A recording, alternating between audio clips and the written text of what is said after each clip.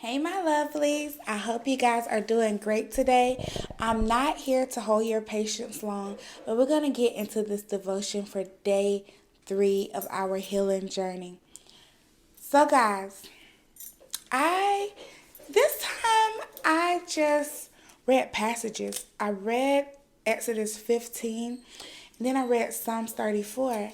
And in Exodus 15, that's where the children of Israel were coming out of the wilderness. They had just escaped Pharaoh's army at the Red Sea, and God drowned the army so that they couldn't get to them, closed the sea, and they made it to the wilderness.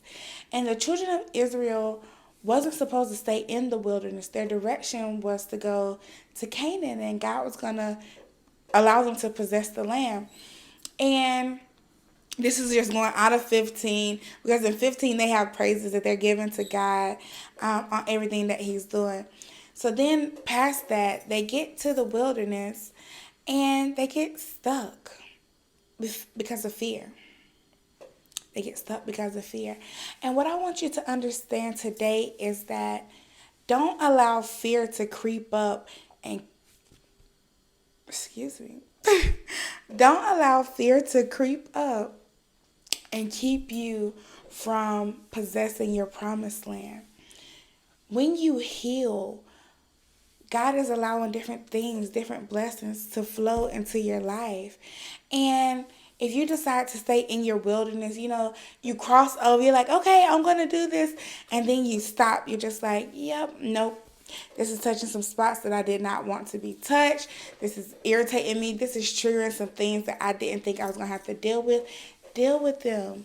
Please deal with them, because it's so much more that you have to obtain. It's so much goodness that's waiting for you on the other side. And, you just got to go and do your thing. So then as I read that, I was like, this is interesting that I'm reading about people being stuck in the wilderness. And then I go to Psalms 34, and over here they're praising God for trusting in God and understanding that He's going to pull them through and everything like that. And I'm just like, God, why do we have these passages together? Because the story of the children of Israel can be a little depressing at times, because it's like, God, why they had so much trust in you to get them out and everything like that, and then they go and sit in the wilderness for 40 years. But to be honest, y'all, we've been the children of Israel. We don't want to heal. We don't want to go through our past traumas, and sometimes we need a therapist for that. We don't want to deal with a lot of these things, but we make it seem like the children of Israel being in the wilderness is so much worse. But we've been stuck in ours too, and God has so much for us to obtain there. It's like a huge promise that we need to obtain. And we stuck out of fear.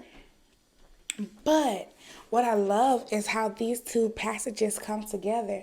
In Psalms 34, it just talks about, I have my Bible right here in front of me. My Bible titles the passage, "The Happiness of Those Who Trust in God." And it starts off with one of my dad's favorite scriptures. "I will bless the Lord at all times. His praises shall continually be in my mouth." And it goes on, and then one of my favorite scriptures that come on later at 8 says, "Oh, taste and see that the Lord is good. Blessed is the man who trusts in Him, who trusts in God."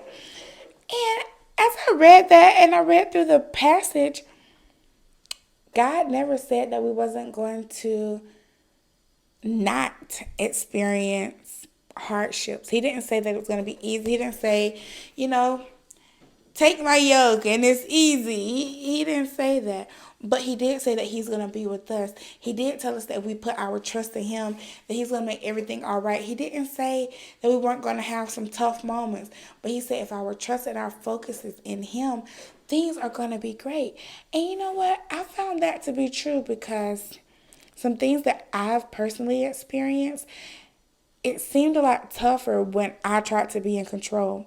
But when I allowed God to be in control, it got better quickly.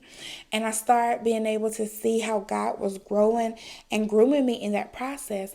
So today, I would say the biggest thing that we're going to work on today is trusting in God. Trusting in God that this through this process of healing, that it's not going to be comfortable, but we know, like, God, we have to heal so that the blessings that you're going to send to us, we do not mess them up from just being in a hurt stage, from being in a depressive stage and not being able to fully accept it. Have you ever thought about a gift that was given to you, and that gift, looking at it now, was a great gift, was the best gift, but the headspace that you were in then was not the space that you should have been in, or that it was not the best space, not that you should have been in. It wasn't the best space for you to receive that gift and appreciate it.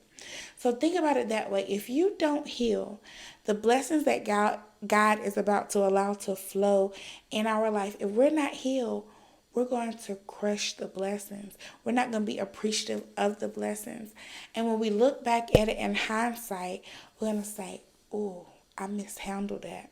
We're not going to mishandle the blessings of God. Guys, I know today is super short, but I don't have much more to add on to it.